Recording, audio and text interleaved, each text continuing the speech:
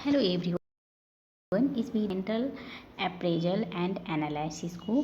और देखिए यह आप लोगों का क्लास 12 का जो आप लोगों का इंटरप्रेन्योरशिप है उसका जो है वह सेकेंड लेसन है, वातावरण का सूक्ष्म अध्ययन। तो चलिए मैंने इस चैप्टर को जो भी इसके जो आप लोगों के 3 नंबर पॉइंट तक थे उसको मैंने डिस्कस किया था कि वातावरण क्या होता है, सूक्ष्म अध्ययन क्या होता है, इन सारी बातों को हम लोगों ने डिस्कस किया था। और आज के वीडियो में हम लोग डिस्कस करेंगे कि पर्यावरणीय और वातावरणीय मूल्यांकन और विश्लेषण क्या होता है और इसके कुछ विशेषता को भी हम लोग डिस्कस करेंगे। तो देखिए जो आप लोग के एक ऑथर है उनके अनुसार, जो गुल्लिक हैं उनके अनुसार उन्होंने बताया कि वातावरण का जो मूल्यांकन है वह एक ऐसी प्रक्रिया है जिसके द्वारा जो है किसी भी स्ट्रेटेजिक प्लानर्स यानी कि जो उद्यमी होता है वह अपने उपक्रम के लिए यानी कि वह अपने इंटरप्राइज के लिए अवसरों यानी कि अपॉर्चुनिटी को और उसके बीच जो चुनौतियाँ आती है उसको निर्धारित करने हेतु आर्थिक, सामाजिक, राजकीय, पूर्तिकर्ता और टेक्नोलॉजिकल तथा बाजार दशाओं का मूल्यांकन करता है।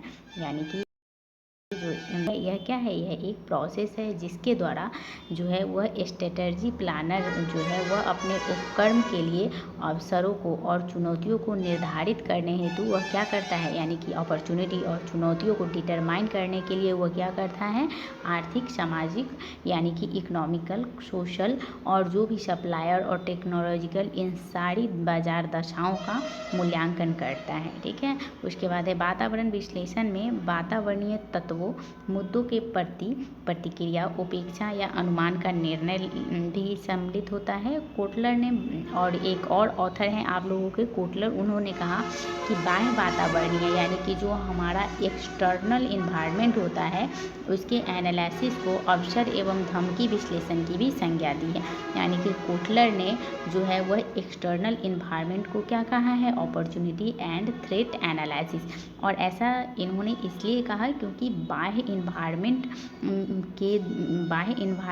जो है वह उस पर किसी भी इंटरप्रेन्योर का जो है वह कंट्रोल नहीं होता है, और जो हमारा एक्सटर्नल इन्वायरमेंट होता है उसके अनुसार जो है वह एक उद्यमी को अपने आप को उसमें एडजस्ट करना पड़ता है। ठीक है, तो इसीलिए कोटलर जो है उन्होंने बोला कि जो हमारा एक्सटर्नल इन्वायरमेंट है उसके एनालिसिस को इन्होंने बताया कि यह अपॉर्चुनिटी एंड थ्रेट एनालिसिस है। ठीक है, तो यहाँ से आप लोगों के एग्जामिनेशन में यह ऑब्जेक्टिव क्वेश्चन बन सकते हैं कि यह परिभाषा किसने दी थी कि बाह्य वातावरणीय जो है वह अवसर एवं धमकी विश्लेषण है। तो यह किसने कहा था, यह कोटलर ने कहा था। ठीक है, तो आप लोग के लिए यह इंपॉर्टेंट हो जाता है, आप लोग इसको ध्यान में रखिएगा। उसके बाद देखिए उद्यमी के लिए यानी कि जो एक इंटरप्रेन्योर होता है उसके लिए वातावरणीय विश्लेषण रडार की भांति महत्वपूर्ण है। यानी कि जो एक इंटरप्रेन्योर होता है उसके लिए वातावरण क्या है, एक बहुत ही महत्वपूर्ण है, जिसके द्वारा एक उद्यमी जो है अपने खतरों को और जो उसके बीच चुनौतियाँ आती है वह समय एवं सतत जानकारी जो है वह मिलती रहती है। ठीक है, यानी कि एक इंटरप्रेन्योर जब वातावरणीय विश्लेषण करता है तो एक उद्यमी जो है वातावरण का विश्लेषण करके वो उसके जो भी उद्योग में जो भी खतरा है और जो भी चुनौतियाँ आएंगी उसकी जानकारी जो है उसको समय समय पर और सतत रूप से यानी कंटिन्यूअस रूप से मिलती रहती है। इसी के अनुरूप वो अपने जो है वह व्यूह रचना यानी कि जो अपना वह स्ट्रेटर्जी है और जो ऑब्जेक्टिव है उसको एडजस्ट करता है, यानी उसका समायोजन जो है वह कर सकता है। किसके द्वारा, एक्सटर्नल इन्वायरमेंट के एनालिसिस के द्वारा। अब देखिए वातावरणीय जो आप लोगों का है देखिए जो आप लोगों का वातावरणीय छानबीन एवं विश्लेषण है उसकी प्रक्रिया की कुछ प्रमुख विशेषताएं हैं। जैसे पहला विशेषता आप लोगों का है कि वातावरण का विश्लेषण जो है यह एक अंतर ज्ञान युक्त एवं विद्रोहक प्रक्रिया है। यानी कि यह एक heuristic and the exploratory process है। यानी कि वातावरण का विश्लेषण क्या है, यह एक कोई भी उद्यमी के अंतर ज्ञान होता है और जो है उसमें कुछ जो है वह एक्सप्लोर करने की क्षमता होती है। इसलिए वातावरण विश्लेषण कैसी प्रक्रिया है, तो यह एक heuristic and the exploratory process है। ठीक है, आप लोग यहाँ पे इसको इंग्लिश में याद रखिएगा क्योंकि हिंदी का थोड़ा सा वर्ड थोड़ा ज़्यादा डिफिकल्टी होता है और हमें समझ में भी नहीं आता है। ठीक है, एक्सप्लोर करना मतलब किसी चीज़ को खोजना, ठीक है, तो उसके अंदर यह गुण होता है। उसके बाद देखिए, जहाँ इसके द्वारा वर्तमान वातावरणीय दशाओं का ज्ञान होता है, वहीं इसके द्वारा भावी संभावनाओं एवं छुपे हुए अवसरों का ज्ञान होता है। यानी कि जब एक उद्यमी जो है, जब वह अपने वातावरण का विश्लेषण करता है, तो वह इससे क्या होता है, वातावरण के विश्लेषण द्वारा उसे अपने इन्वायरमेंट में क्या चल रहा है इसकी जानकारी होती है, और आने वाले समय में क्या अपॉर्चुनिटी छुपा हुआ है इसका भी उसे ज्ञान होता है। तो वातावरण विश्लेषण और छानबीन प्रक्रिया की यह एक प्रमुख विशेषता है। उसके बाद है कि यह एक सतत जारी रहने वाली प्रक्रिया है, न कि कभी कभी सूक्ष्म परीक्षण व्यवस्था है। यानी कि जो वातावरण का विश्लेषण है वह एक निरंतर यानी कि कंटिन्यूअस रूप से चलने वाली प्रक्रिया है, क्योंकि हमारा जो वातावरण है वह कैसा है, डायनामिक है, जो हमेशा बदलते रहता है। उसके बाद चलिए देखते हैं आगे क्या है। उसके बाद देखिए, और जो हम लोग हैं वातावरण के विश्लेषण के द्वारा ही जो क्या करते हैं, हम लोग परिवर्तनों पर नज़र रखते हैं। आवधिक विश्लेषण यानी कि जो हमारा पीरियोडिक एनालिसिस होता है, वातावरणीय घटकों की पूर्ण एवं सही जानकारी प्रदान नहीं करता है। यानी कि जब हम कोई पीरियोडिक समय एक बना लेते हैं और उस पर हम एनालिसिस करते हैं, तो यह हमें सही जानकारी नहीं देता है। लेकिन जब हम वातावरण का विश्लेषण कंटिन्यूअस रूप से करते हैं, लगातार रूप से करते हैं, तो हमें बहुत सारी जानकारियाँ मिलती है, और हमें फ्यूचर में क्या होने वाला है, फ्यूचर में क्या अपॉर्चुनिटी हो सकती है, इसकी भी जानकारी हमें इन्वायरमेंटल एनालिसिस से मिलता है। उसके बाद है वातावरण विश्लेषण एक व्यापक प्रक्रिया है। यह कैसी प्रक्रिया है, यह एक होलिस्टिक प्रक्रिया है, जिसमें समग्र रूप से वातावरण का अध्ययन एवं विश्लेषण सम्मिलित होता है। और इसमें क्या होता है कि समग्र रूप से किसी भी इन्वायरमेंट का स्टडी और जो है विश्लेषण सम्मिलित होता है, न कि कुछ वातावरणीय घटकों या प्रवृत्तियों का विश्लेषण होता है। ठीक है, तो ये आप लोगों के था जो वातावरण विश्लेषण की विशेषताएं थी वह था। अब हम चलिए नेक्स्ट टॉपिक को डिस्कस करेंगे। ये टॉपिक है कि पर्यावरणीय अथवा वातावरणीय परीक्षण एवं विश्लेषण क्यों जरूरी है। ठीक है, यानी कि जब हम एक इन्वायरमेंट का स्कैनिंग करते हैं और जब हम उसका एनालिसिस करते हैं, तो क्यों करते हैं, क्या ज़रूरी है एक पर्यावरण और वातावरण का एनालिसिस करना। तो देखिए, जो वातावरण का सूक्ष्म जब हम अध्ययन करते हैं, तो वह निम्न कारणों से आवश्यक समझा जाता है। जैसे है कि संसाधनों का, यानी कि जो भी हमारे रिसोर्सेज हैं उसको हम प्रभावी प्रयोग करने के लिए करते हैं वातावरण का विश्लेषण। यानी कि हमारे पास जो भी रिसोर्सेज उपलब्ध हैं, तो उनका हम किस तरह से इफ़ेक्टिव तरीके से हम उसका उपयोग कर सके, जिससे हमें क्या मिले, ज़्यादा से ज़्यादा सेटिस्फेक्शन मिल सके और लोगों की हम ज़रूरतों को पूरा कर सके। तो यह सब किससे संबंधित यह सब किससे पॉसिबल है, यह सब वातावरण के सूक्ष्म अध्ययन के द्वारा ही पॉसिबल है। तो संसाधनों का प्रभावशाली प्रयोग करने के लिए जो है वह वातावरण का सूक्ष्म अध्ययन करना आवश्यक होता है। उसके बाद है योजनाओं को व्यवहारिक एवं कार्यात्मक बनाने के लिए, यानी कि जब हम कोई भी प्लानिंग करते हैं तो उसको हम क्या करते हैं कि व्यवहारिक रूप से, यानी कि वास्तविक रूप से, और वह सही से कार्य करे, इसके बनाने के लिए जो है वह हम क्या करते हैं, वातावरण का सूक्ष्म अध्ययन हमारे लिए आवश्यक होता है। उसके बाद तकनीकी प्रगति, नए सामाजिक मूल्यों, जो हमारे सामुदायिक समस्याओं हैं, विनियोग संरचना आदि के अध्ययन के लिए भी जो है वो वातावरण का सूक्ष्म अध्ययन करना आवश्यक हो जाता है।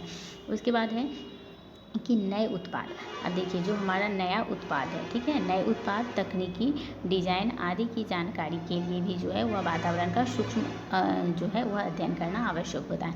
अब देखिए, मान लीजिए कि कोई एंटरप्रेन्योर है, उसके माइंड में कोई अपॉर्चुनिटी आया और वो कोई प्रोजेक्ट लगाने का सोचा, तो वह उसमें चेंजिंग करने का भी सोचेगा, उसमें नए प्रोडक्ट क्या हो सकता है एक मार्केट में, उसका टेक्नोलॉजी क्या होगा, डिज़ाइन क्या होगा, इन सब की जानकारी के लिए जो है वह वातावरण का, यानी कि वो अपने इन्वायरमेंट का स्कैनिंग करता है, यानी वह अपने इन्वायरमेंट में जो भी चीज़ें हो रही है उसका सूक्ष्म अध्ययन करता है। उसके बाद है व्यवसाय के लाभ के अवसरों का सदुपयोग तथा वातावरण के प्रति सजग रहकर उसका सूक्ष्म अध्ययन करके ही किया जा सकता है। यानी कि व्यवसाय के जो हमारे प्रॉफिट के अपॉर्चुनिटी है उसको सही तरीके से यूज करके और वातावरण यानी कि इन्वायरमेंट के प्रति जागरूक रहकर ही हम किसी भी जो व्यवसाय है उसके वातावरण का सूक्ष्म अध्ययन किया जा सकता है। अब चलिए एक उद्यमी के लिए अब हम इसको पॉइंट देख लिए हैं और आप लोग इसको ध्यान में भी रखिएगा कि वातावरण का सूक्ष्म अध्ययन क्यों आवश्यक है। तो प्रभावशाली संसाधन के लिए, ठीक है, प्रभावशाली संसाधन के प्रयोग के लिए, फिर योजनाओं को व्यवहारिक और कार्यात्मक बनाने के लिए, उसके बाद है तकनीकी प्रगति और नए सामाजिक मूल्यों और सामुदायिक समस्याओं के विनियोग के लिए, उसके बाद है नए उत्पाद, तकनीकी डिजाइन आदि की जानकारी के लिए और व्यवसाय के लाभ के अवसरों के सदुपयोग और वातावरण के प्रति सजग रहकर उनका सूक्ष्म अध्ययन करने के लिए जो है वह पर्यावरण का विश्लेषण क्या होता है, आवश्यक होता है। उसके बाद है कि एक उद्यमी के लिए वातावरण का सतत अध्ययन एवं विश्लेषण आवश्यक होता है, ठीक है। यानी कि जो एक एंटरप्रेन्योर होता है उसके लिए इन्वायरमेंट का जो है वो कंटिन्यूअस रूप से जो है वह अध्ययन एवं विश्लेषण क्या होता है, आवश्यक होता है। और बदलते हुए वातावरण का मूल्यांकन, पूर्वानुमान एवं उसके प्रभावों का निर्धारण करने के बाद ही उद्यमी सफलतापूर्वक जो है वह अपनी व्यूह रचना बनाता है, यानी कि वो अपना स्ट्रेटेजी बनाता है, नीतियों को और योजनाओं का निर्माण कर सकता है और ठोस व्यूह रचनात्मक निर्णय ले सकता है। उसके बाद वातावरण के समग्र अध्ययन एवं विश्लेषण करके उद्यमी जो है वह दीर्घकालीन व्यूह रचना एवं नीतियाँ तैयार कर सकता है। यानी कि वातावरण का विश्लेषण करके ही एक जो एंटरप्रेन्योर होता है वह दीर्घकालीन यानी कि लॉन्ग टर्म के लिए कोई स्ट्रेटजी या पॉलिसी बना सकता है, ठीक है। उसके बाद सफल उद्यमिता के लिए आर्थिक सामाजिक दशाओं के लिए दूरगामी प्रभावों तथा दुष्प्रभावों का पूर्व मूल्यांकन कर लेना चाहिए। यानी कि एक एंटरप्रेन्योर जब किसी अपॉर्चुनिटी को ढूंढता है देन उसको अच्छे से एनालिसिस करने के बाद जब वह एंटरप्राइज लगाता है तो उसे क्या चाहिए कि वह अपने आर्थिक और सामाजिक दशाओं के जो है इसका मूल्यांकन कर लेना चाहिए, ताकि अगर इसमें किसी भी तरह की कोई खामियां हैं तो वह निकाला जा सके और उसका समाधान किया जा सके। उसके बाद है कि योजनाओं को व्यवहारिक और कार्यात्मक बनाने के लिए बदलते हुए व्यावसायिक परिवेश का प्रभावी आकलन एवं विश्लेषण करना आवश्यक होता है। यानी कि किसी भी योजना को जब हम वास्तविक रूप में और उसे कार्यात्मक रूप में बनाना चाहते हैं तो उसके लिए हमें क्या करना पड़ता है, बिजनेस इन्वायरमेंट का जो है वह प्रभावी रूप से यानी इफेक्टिव तरीके से उसका एनालिसिस करना पड़ता है, उसका सूक्ष्म अध्ययन करना पड़ता है, उसका असेसमेंट करना पड़ता है। ये सारे चीज़ जो है वह जब हम किसी भी बिजनेस के लिए योजना बनाते हैं तो ये सारे चीज़ जो है वह आवश्यक होते हैं। तो वातावरण का सूक्ष्म अध्ययन जो है इसलिए किया जा सकता है। उसके बाद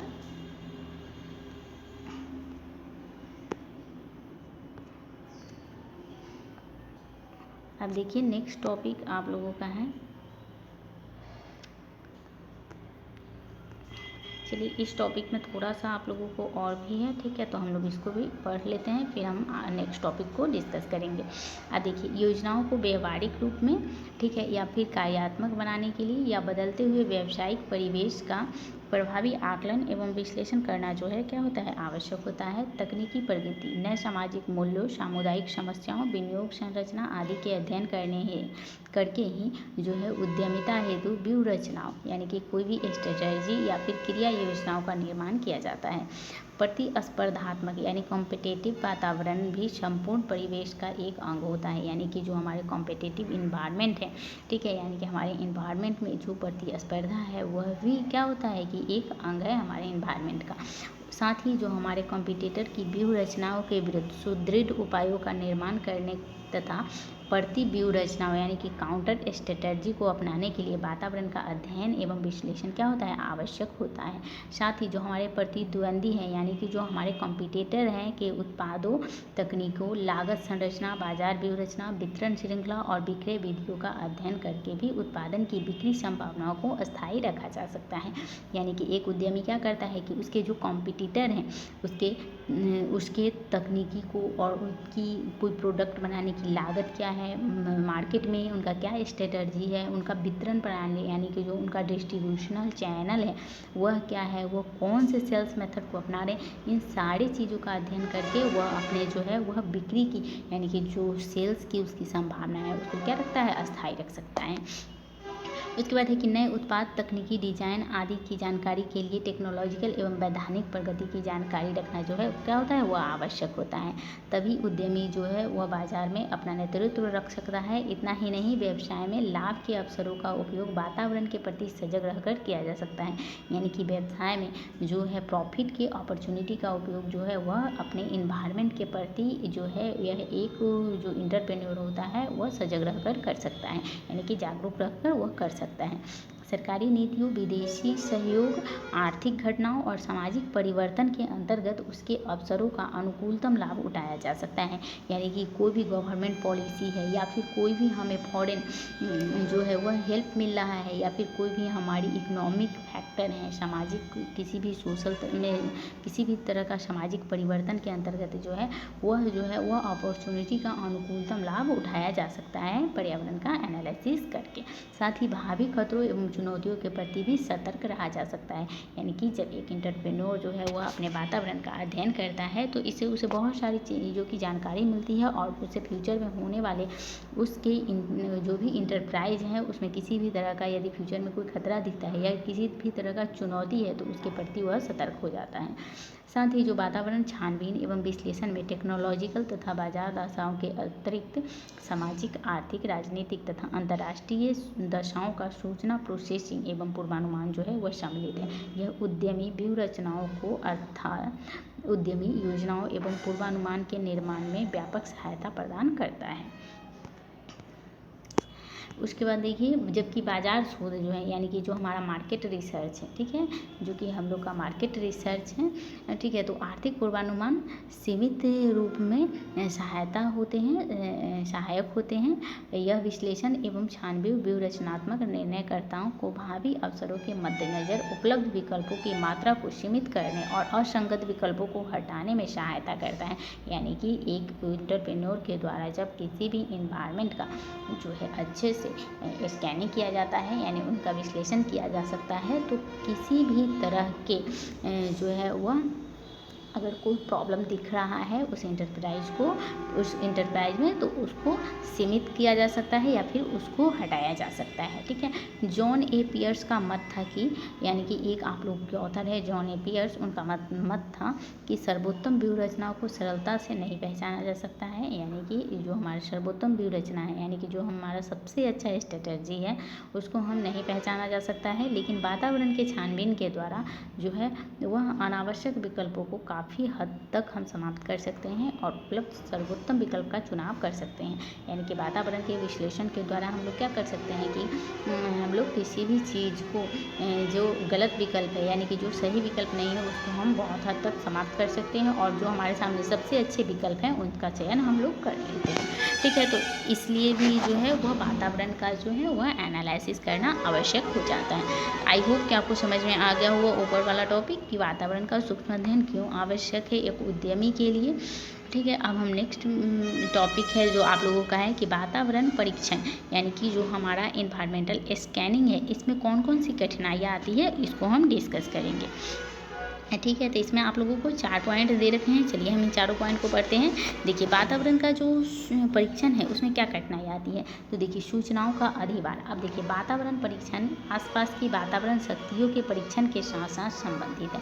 यानी कि जो हमारा इन्वायरमेंटल स्कैनिंग है वह आसपास के वातावरण में है उसके शक्तियों के परीक्षण के साथ संबंधित होती है और इसके लिए जो है वह बहुत सी सूचनाएं एकत्रित करती है। ठीक है, यानी कि इन्वायरमेंटल स्कैनिंग में क्या होता है कि हमारे आसपास जितने भी वातावरण है उन सारे चीज़ों का जो है वह सूचना एकत्रित किया जाता है और यह सूचना के भार को समय पर कार्रवाई पर रोकता है।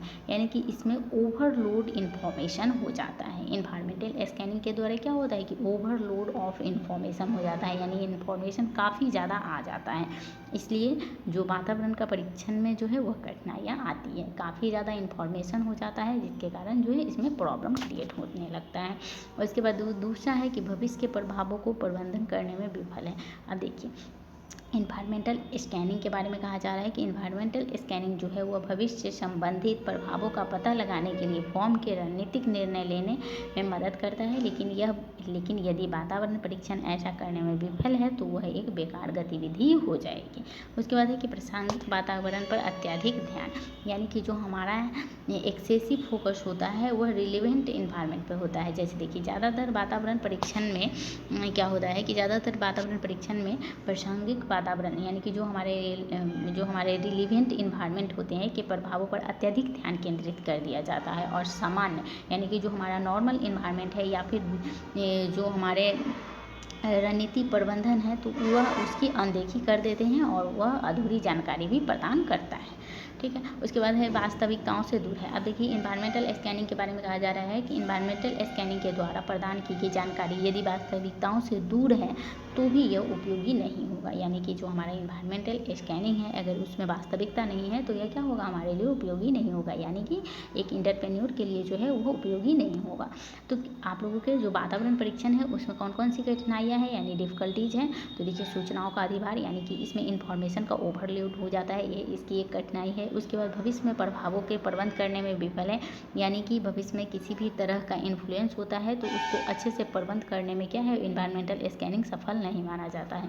उसके बाद है कि प्रासंगिक वातावरण पर अत्यधिक ध्यान, यानी कि जो हमारे रिलेवेंट इन्वायरमेंट है उस पर इसका अत्यधिक ध्यान जाता है और जो हमारे जनरल इन्वायरमेंट है उस पर वो अनदेखी कर देता है, ठीक है। उसके बाद है कि वास्तविकताओं से दूर है, यदि माना जाता है कि यदि वातावरण का परीक्षण किया गया यानी इन्वायरमेंटल स्कैनिंग किया गया लेकिन यह वास्तविकताओं से दूर है तो इसका कोई भी लाभ नहीं उठाया जा सकता है, ठीक है। तो ये सब हमारे जो थे वो क्या थे, वातावरण परीक्षण की कठिनाइयाँ। अब नेक्स्ट वीडियो में देख लेते हैं आप लोग को। तो आज की वीडियो में इतना ही रहने देते हैं। अब हम नेक्स्ट वीडियो में डिस्कस करेंगे आप लोगों के साथ उद्यमशील वातावरण की प्रकृति, ठीक है। इसको नेक्स्ट वीडियो में हम लोग कर लेंगे और आप लोगों का ये चैप्टर 1-2 वीडियो और में समाप्त हो जाएगा। फिर हम नेक्स्ट चैप्टर को पढ़ेंगे, फिर हम 1-2 चैप्टर कर लेंगे तो इसके MCQ को भी आप लोगों के साथ डिस्कस करेंगे। तो आप लोग वीडियो पसंद आ रहा है तो आप लोग इसे लाइक कर दीजिएगा, चैनल को सब्सक्राइब कर लीजिए। तो हम मिलते हैं नेक्स्ट वीडियो में, तब तक के लिए थैंक यू वेरी मच।